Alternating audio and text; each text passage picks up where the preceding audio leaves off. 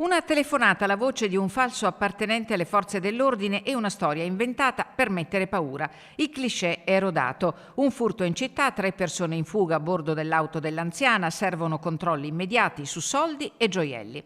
È così che una bellunese di 94 anni della Pieve Cassionese è stata raggirata nel pomeriggio di sabato scorso. Alla porta della sua casa si è presentata una donna dicendo d'essere una poliziotta. Modi affabili, tono rassicurante. La linea telefonica dell'anziana è rimasta occupata dal complice, mentre la falsa agente è entrata in azione. La 94enne ha consegnato denaro e preziosi, ma la malvivente non si è accontentata. Prima ha aperto armadi e cassetti, poi ha rovistato in casa in cerca di altri oggetti di valore. Tra quelli finiti nelle sue mani anche la fede nuziale dell'anziana, un ricordo dal valore ben più grande di quello economico. Poi la fuga fulminea.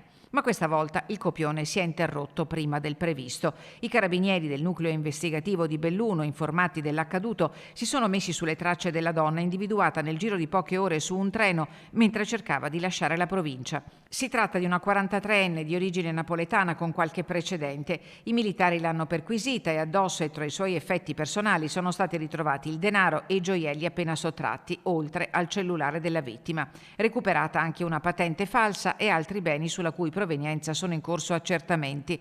La rifurtiva è stata restituita integralmente alla 94enne e la truffatrice è stata invece denunciata a piede libero. L'operazione arriva a pochi giorni da un altro intervento dei carabinieri che hanno bloccato 2 trasfertisti napoletani sospettati di muoversi tra Bellunese e Trevigiano alla ricerca di possibili vittime.